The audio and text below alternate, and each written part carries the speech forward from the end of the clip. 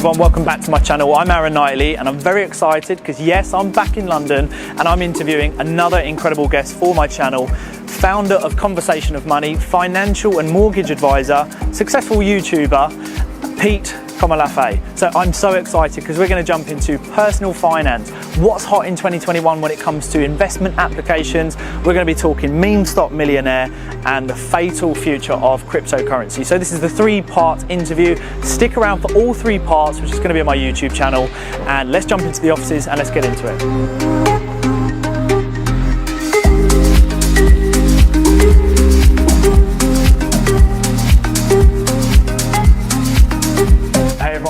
My channel. Today I'm blessed to welcome Pete Komolafe, founder of Conversation of Money, where you can hop onto YouTube and go check out his channel. It's excellent, all about personal finance, and it's what we're going to be talking today.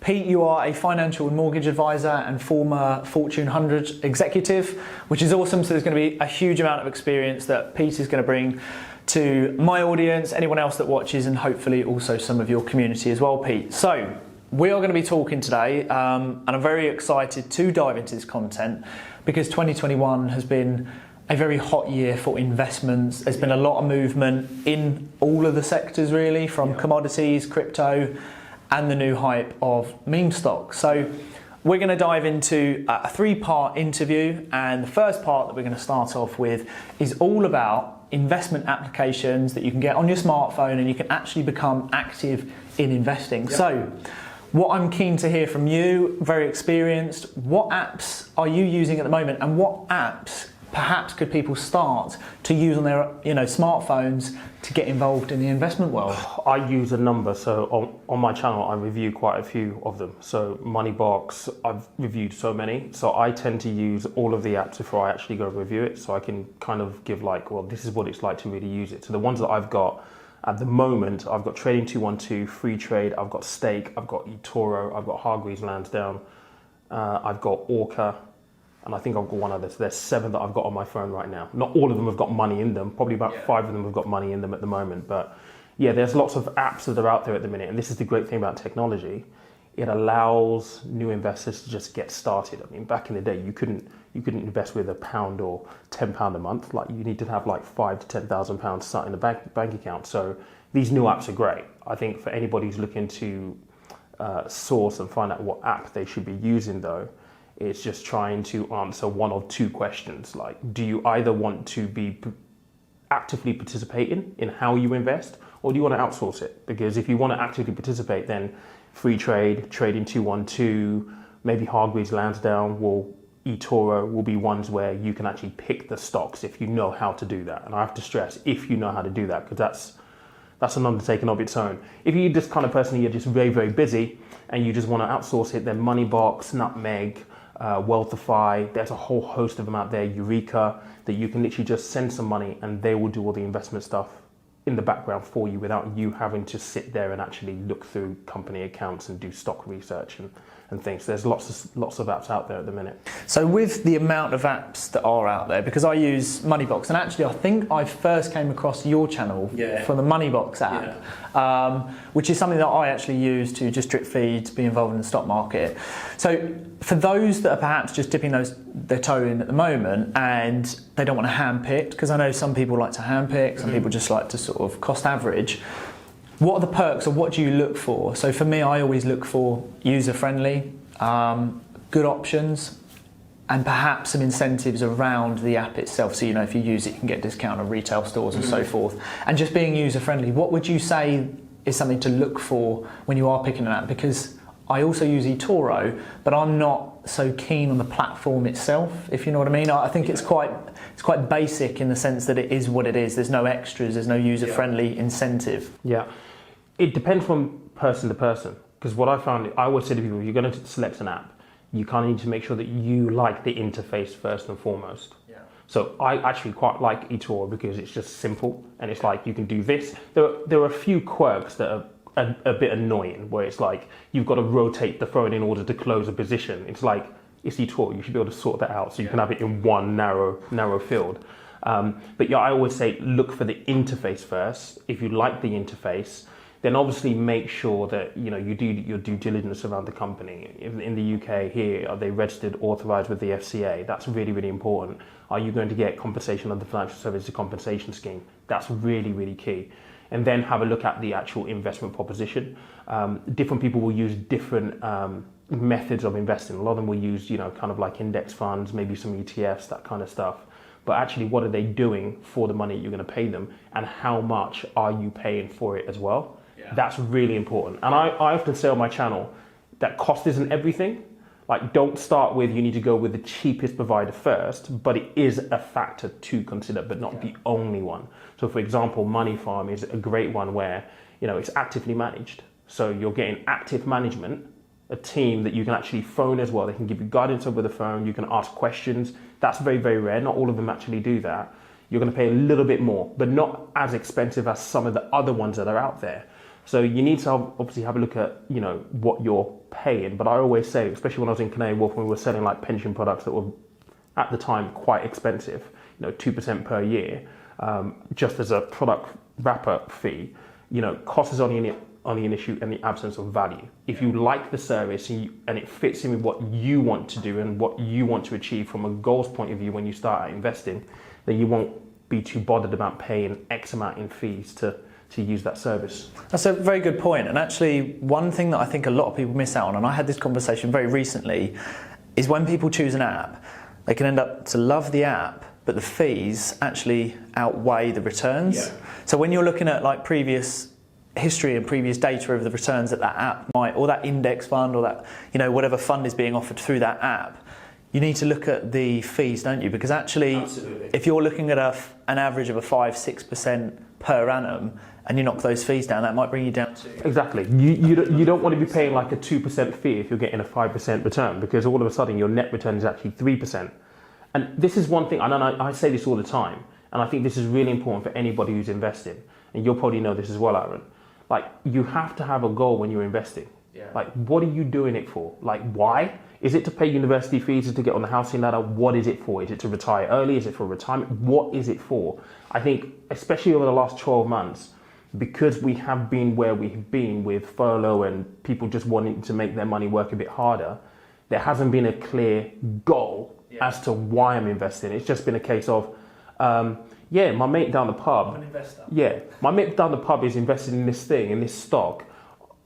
I might as well just get involved in it as well. Then all of a sudden you're an investor. And it's like, you need to have a clear, because when things get tough, and this is another thing that we'll probably talk about a bit later on, the last 12 months have been phenomenal in terms of stock returns, right? Tesla shooting the light out, Bitcoin shooting the light out. Like, this isn't normal. Yeah. Like, when it gets hard and the markets turn, if you haven't got a goal, you haven't got a reason why you're doing this, you're going to panic and then be like, no, I don't want to do this anymore. Cash in, never come back ever again. And it's like, don't be over enthusiastic when you start out. Just start. Be cautious to start off with.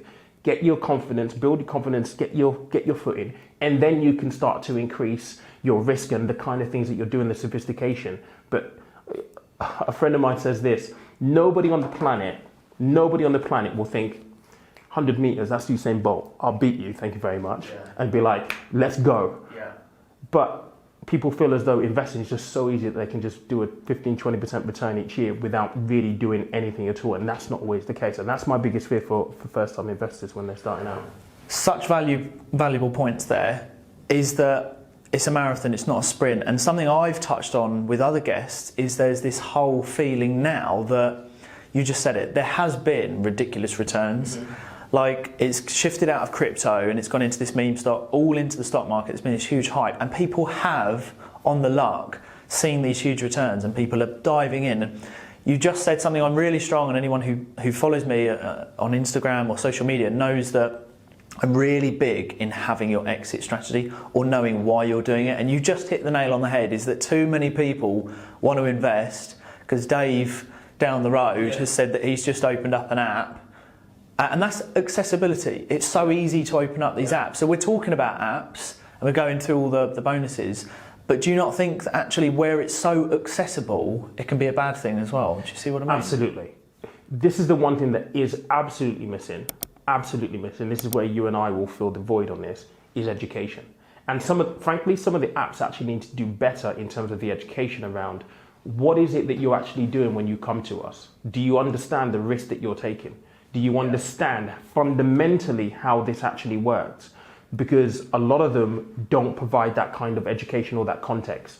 There is so much content out on social media right now, it lacks context. And the context is the difference between you should invest in an ISA and you shouldn't invest in an ISA. Well, technically, everyone should invest in an ISA, or everyone should do X, Y, Z. But why? In what circumstances is it appropriate for you to do that? That only comes with context. And I think these app providers need to help provide more education and context around what does it mean when you use our app? Do you have a goal? Do you understand your risk element, your attitude to risk? Do you understand how long you're looking to invest for? How does that then all interact with, number one, your goal up from the outset, and how can we best position you via our investment proposition? That is missing at the minute. Yeah, I totally agree. There's no checklist before, is there? No. I mean, there's a few. I mean, in eToro, yes, you go through a little bit of a checklist and stuff. And I know that there are a few of them that do have like a process and stuff, but there's a lot of them that don't have any. And it's, I don't mention names, but one of the most popular ones that isn't opening accounts right now. You can open an account and get going, like literally trading CFDs, just like that. Yeah. And I don't recall ever having any checklists to check your understanding, your experience, or anything like that. Just so simple, just get in, get going. And it is strange because you think if you're investing on a bigger scale, some of my clients that I work with are ultra high net worth, they're high net worth and family offices. And anytime I bring someone new on board, they go through my checklist, just like you do like with a certified high net worth, or are they a sophisticated investor? We're not doing that, and there is no checklist. So that is, if there's any apps, the developers and the people behind the works of that really needs to be addressed, because that will also weed out a lot of people that actually they turn around and go, oh, I failed. What was my long-term strategy? I don't have one. Well, then you're not. Yeah. You're not accessible to this app. Yeah. So I love that. A question I did want to ask you, which I've got here: will these apps be around in 5-10 years' time? Because that's a question that's come up a lot. Is I'm investing in it now, but I just can't see, things are moving so quickly. Will the app be there, and where will my money go? I hope they will be. I think they will be. I think they're needed, because if you think about the traditional route into investing, it was via the banks. Yeah. The banks all pulled out back in 2007, 2008. You got some of them that try to get back in, some of them that still retain some financial advisors, but typically they're for top tier clients, right? So I think these apps need to be around, because if not for these apps, Joe down the street wouldn't be able to invest £10 a month.